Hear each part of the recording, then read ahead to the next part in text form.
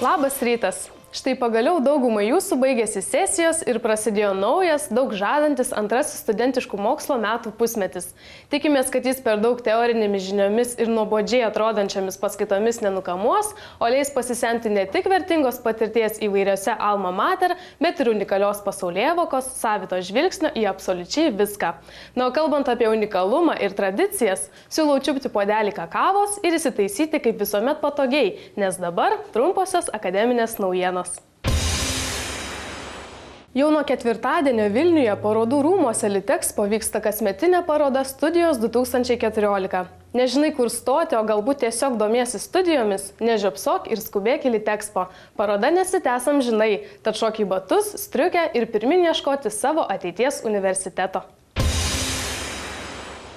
Pieva dažniausiai būna žalia ir joje įprasta matyti besiganančias karves. Tačiau kol mūsų termometrų stulpeliai lyg susitarę nekyla aukščiau nulio, žaliasias pievas keičia mokslo pieva. Tai atvira kūrybai, tyrimų ir mokymosi erdvė, kurioje tarpdisciplininės studentų grupės kartu su jaunais entuziastingais dėstytojais bei patyrusiais mokslininkais atliks tyrimus, sprendžiančius realias, daugeliu aktualias problemas. Daugiau informacijos apie projektą internete. Prasidėjus pavasario semestrui, studentai su negalia savo aukštosioms mokykloms gali pateikti dokumentus tiksliniai išmokai gauti. Šios išmokos yra skiriamos studentams, kuriems nustatytas 45% ir mažesnis darbingumo lygis. Parama skiriama siekiant padengti nors dalį papildomų išlaidų dėl negalios. Vilniaus Gedimino technikos universiteto architektūros fakulteto magistrantas studentas Donatas Cesiulis tarptautinėje architektūrinės grafikos parodoje konkurse Drawing of the Year buvo apdovanotas 3-ąją premiją. Šiame tarptautinėme konkurse lietuvis varžėsi net su 172 dalyviais iš 32 pasaulio šalių. Studentė, gerai moki vokiečių kalbą, turi puikius studijuojamų dalykų įvertinimus, domiesi gamtosauga, ekologija ir politika, pretenduok gauti Heinrich Böll fondo stipendiją. Daugiau informacijos rasi internete. Aukštoji mokykla universitetas. Vieta, kasmet į savarankišką atradimų ir išradimų kelią išleidžianti tūkstančius jaunų ir itin ambicingų mokslininkų. Tam, kad Lietuvos ir pasaulio mokslo ateitis būtų tinkamų žmonių rankose, yra labai daug investuojama, vykdoma įvairiausių programų. Vienos tokių yra Horizontas 2020 ar Bonus. Klaipėdos universitete vyko infodiena, kurioje ir buvo pristatomos šios programos. Na, o mes, būdami itin smalsūs, nepraleidome progos apsilankyti ir čia. Verslu gali užsiimti ir tu. Klaipėdos universitete vyko seminaras Infodiena, kurios metu buvo pristatomos programos.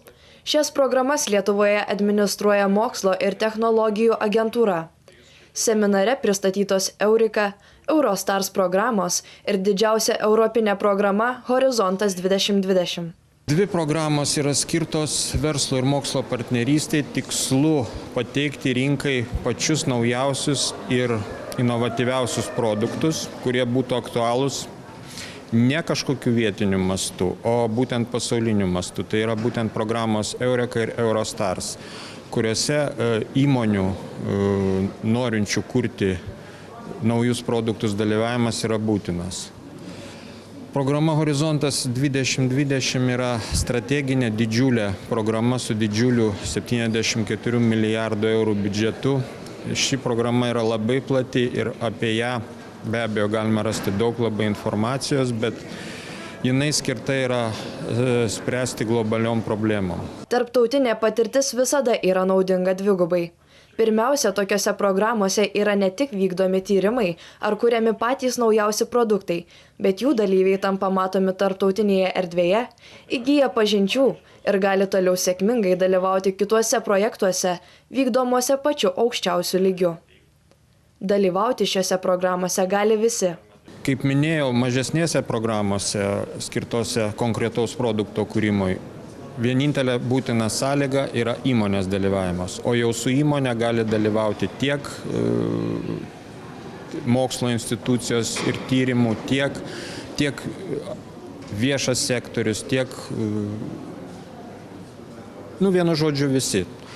Tuo tarpu horizonte kažkokių tai apribojimų visai nėra. Ten dalyvauti gali visi, visi įmanomi juridiniai asmenys.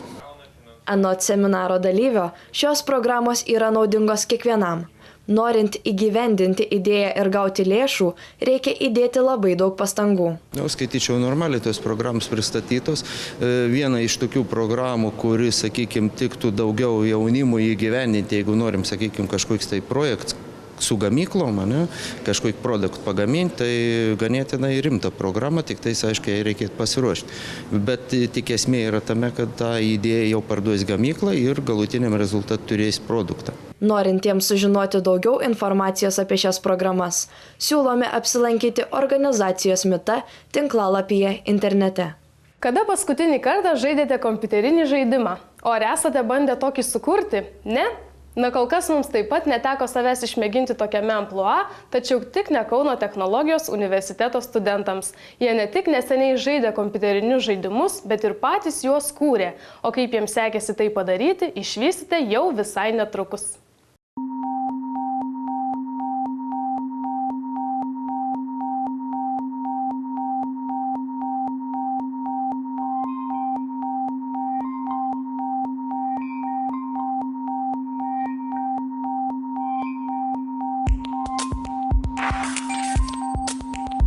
Global Game Jamas tai yra renginys, kai žmonės susirenka savaitgalį ir per 48 valandas bando kurti žaidimus.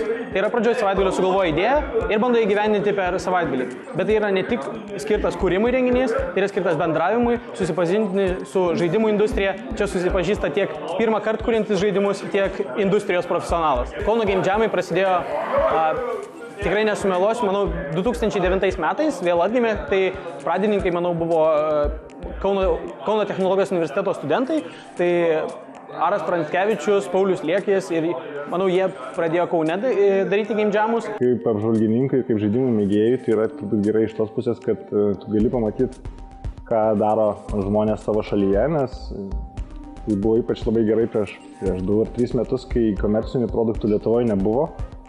Tai ką daro žaidimų, kurie galėjai pamatyti tik game jam'e, galima sakyti, ir kai kuriuose konkursuose. Ir ne vienas žaidimas šiaip po Kauno game jam'o buvo bandomas paleisti ir kaip komercinis projektas. Tai nauda yra nediskutuotina, ta prasme. Vienas savaitgalis, kada žmonės gali susipažinti, apsitrinti, pamatyti tos pačius senus kūrėjus. Tai nežinau, ar šiemet čia pas mus bus, bet prieš porą metų buvo suvažiavę tie patys Nesnau studentai. Būtinai tokie renginiai reikalingi ir smagu, kad jie Lietuvoje vyksta ne kartą per metus. Kodėl ketų? Manau dėl to, kad čia yra visos sąlygos. Tai yra, mums padeda tiek universitetas, tai mes gauname patalpas, mums padeda studentų atstovybė, jie iš esmės ir organizuoja visą renginį, yra savanoriai, rūpinasi visą infrastruktūrą, padeda mums platinti žinią, padeda renginio metu, dėstytojai mus skatina tai daryti, nevaržo mūsų kūrybingumo. Visos sąlygos kurti ir žaisti KTU.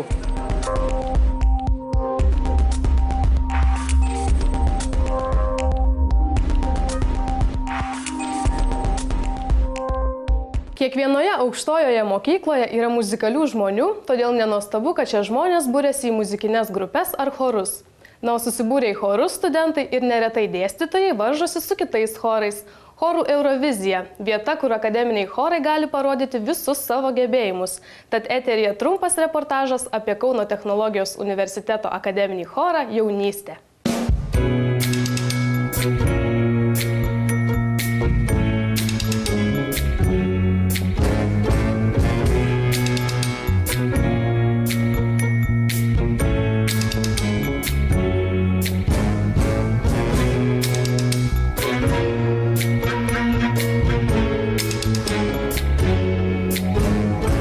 Visada yra, jeigu tu eini sėdą ir nesijaudinti, tai jau yra blogai labai, jau blogas ženklas. Ja, aišku, kad jaudina. Stengiamės iš tikrųjų nuoširdžiai, sakau, kiek maksimaliai kažką padaryti, kaip jau seksis, kaip aš sakau, fortūna ateina, praeina, viliuos, kad bus gerai, linkiu tikrai visiems sėkmės, ne tik Jaunystėje, bet ir visiems kitiems. Džiaukitės, gyvenkit su muzika visi ir man atrodo svarbu pabūti gerose emocijose ir džiaugtis tuo, ką darai.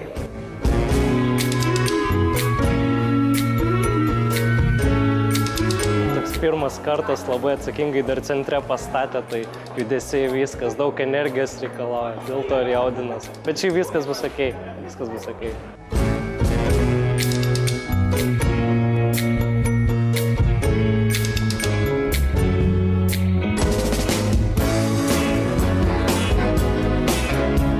Gyventi muziką, džiaugtis, mėgautis tuo, ką darai ir viskas bus gerai, nelieka jaudulio.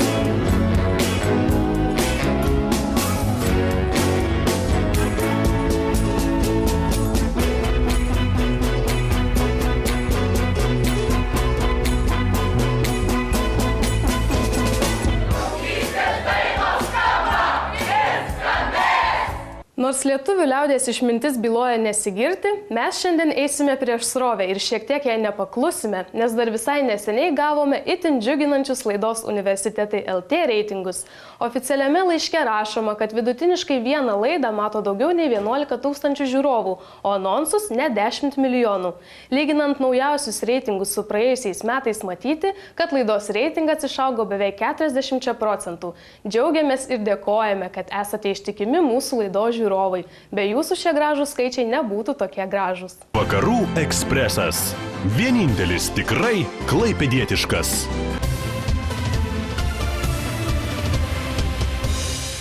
Klaipėdos universiteto Baltijos pajūrio aplinkos tyrimų ir planavimo institutas jau nuo 2011 metų dalyvauja tarptautinėje Erasmus doktorantūros programoje Jūros ekosistemos gerovė ir apsauga. Kasmet vyksta šios programos mokslo komiteto ir doktorantų susitikimai. Viename jų lankėsi ir mūsų komanda. Tarptautinės doktorantūros studijų programos Marės Jūros ekosistemos gerovė ir apsauga studentai bei mokslo komitetas rinkosi Palangoje. Čia, kaip ir kasmet, vyko metinis mokslo susitikimas. Vieną kartą per metus, nes studentai šitoj programai dalyvauja iš visų šalių, ne vien tik iš Europos, čia pas mus yra iš Brazilijos, iš Kenijos, iš Kanados ir, aišku, nemažai europiečių. Gaila, kad iki šiol nėra lietuvaičių.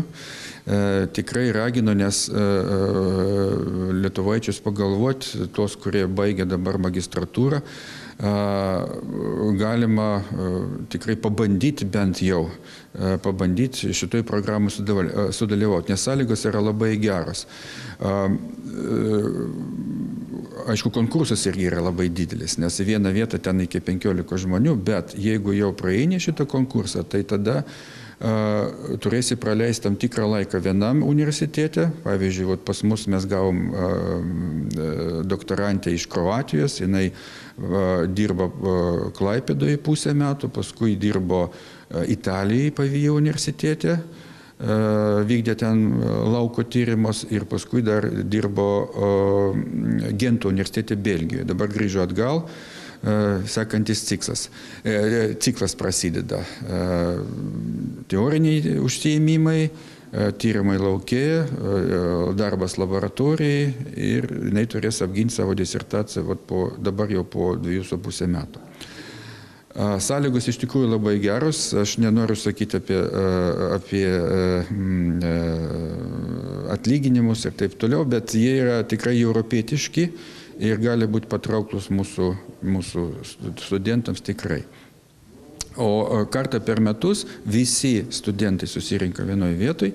Čia vyksta užsiėmimai, žinomi mokslininkai, garsus mokslininkai, jie pristato įvairius klausimus, kas yra įdomu visiems studentams.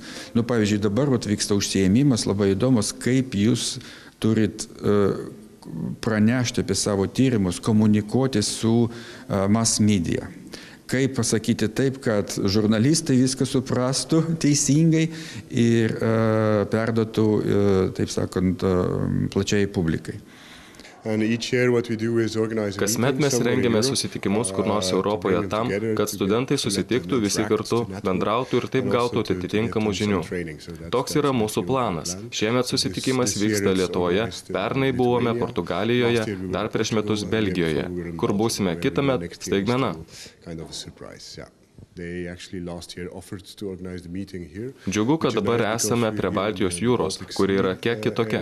Svarbu, kad tarptautinės studijų programos studentai gebėtų išvelgti skirtumus tarp skirtingų jūrų Europoje. Todėl šis susitikimas yra puikiai proga pajusti Europos unikalumą.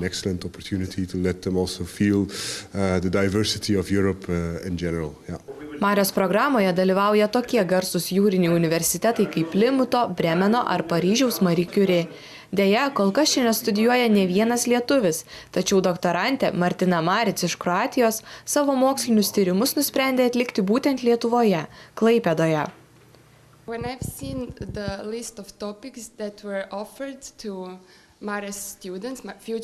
Kai aš pamačiau siūlomų temų sąrašą Marės studentams, tema, kurią išsirinkau, mano nuomonė, buvo geriausias pasirinkimas. Aš labai domiuosi priėjimu prie invazinių rūšių, nes šiandien tai yra itin rimta problema.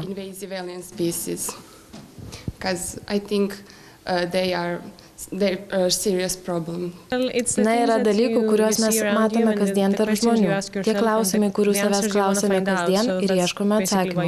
Todėl iš esmės ir yra domimasi mokslu. Pamatai kažką, esi smalsus ir nori sužinoti, kas yra šalia to. Taip, žinoma, aš visiškai sutinku. Viskas prasideda klausimu. Tu sukuri hipotezę, o tada išbandai ją ir taikai realiame pasaulyje. Kaip tai veikia ekosistemą ir žmonės. Bandai tai įrodyti.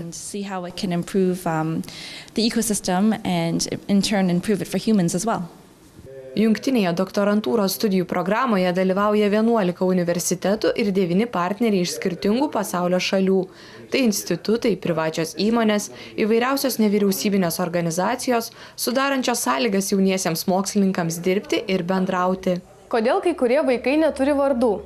Kiek kainuoja nuotaka? O galbūt esate ką nors girdėję apie burnoje maltus kotletus? Ne? Visą tai galite sužinoti iš nuotraukų dabar jau kabančių Klaipėdos universiteto humanitarinių mokslų fakultete. Čia visa akademinė bendruomenė yra kviečiama į tolimą į Afganistaną pažvelgti iš arčiau. Niekam nepaslaptis, jog senasis Klaipėdos universiteto miestelis tai buvusios kareivinės, kurios savo laiku glaudė ne vienos šalies karinės pajėgas. Ir po daug metų šios sienos trumpam grįžo prie savo ankstesnės paskirties. Tik šį kartą kiek kitų tikslų, netaip nutolusi nuo švietimo.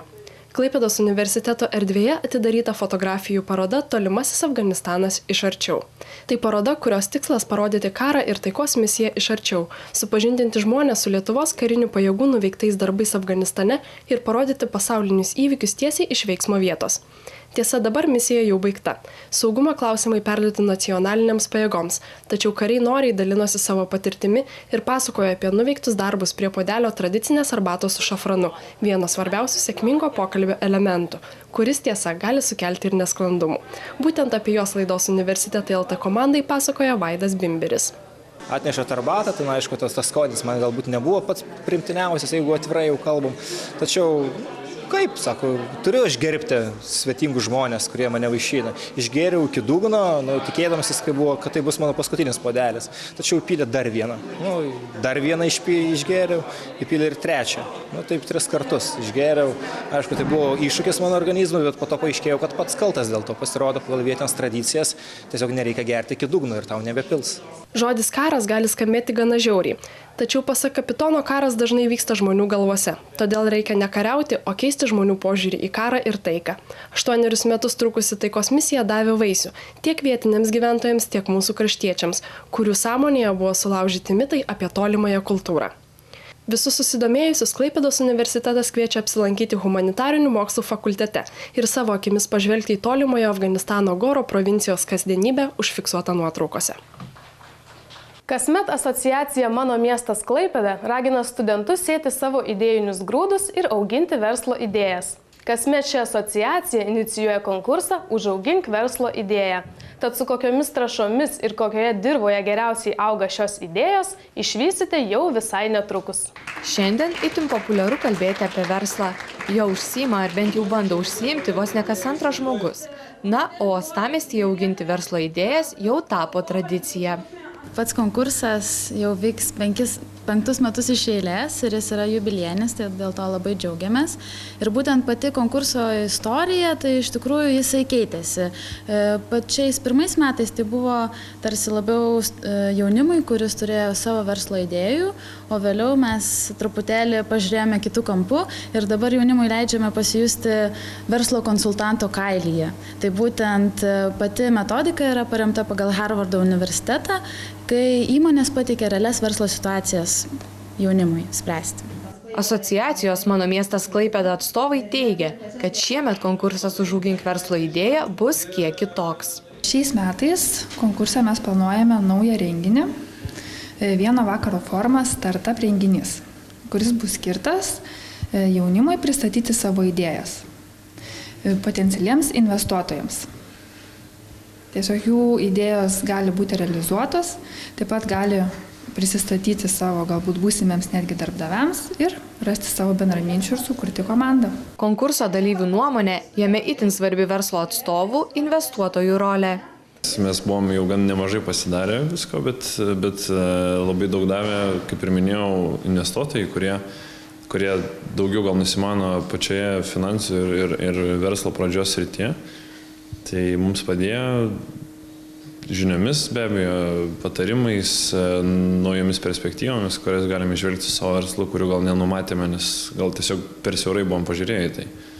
Tai ir tas lėmė netgi tolimesnius mūsų veiksmus ne tik su šiuo verslu, bet tiek ir su kitais dabar ateinančiais ir esamais dabar.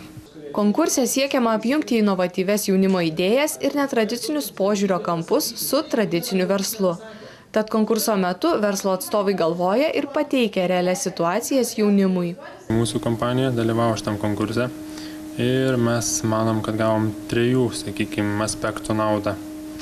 Tai pirmas, studentai padarė tai, ko prašėm, tai ir išanalizavo rinką. Antras dalykas, jie, sakykime, pasiūlė tam tikrų sprendimų, kurie padėjo mums pozicionuoti savo produktą. Ir trečias dalykas, dar kartą įsitikinom, kad jaunimas yra gerai ir jaunimas yra labai kūrybinga ir veržlu ir, sakykime, tą patį taikom ir savo, sakykime, kasdieniniam versle stengiamės atsižvelgti jaunų žmonių nuomonę. Šis konkursas jaunam žmogui yra tarsi postūmis. Vienas konkurso nugalėtojų, dabar jau Hub Klaipėda įkūrėjas Justas Malinauskas tikina, kad šiandien verslo ir jaunimo bendradarbiavimas yra tiesiog būtinas. Dabartinis verslas jis yra pradėtas žymiai anksčiau, o naujam verslui užgimti tai reikalingas naujas mintis, nauji žmonės, kurie gali nešti kažką naujo iš savęs, dadėti.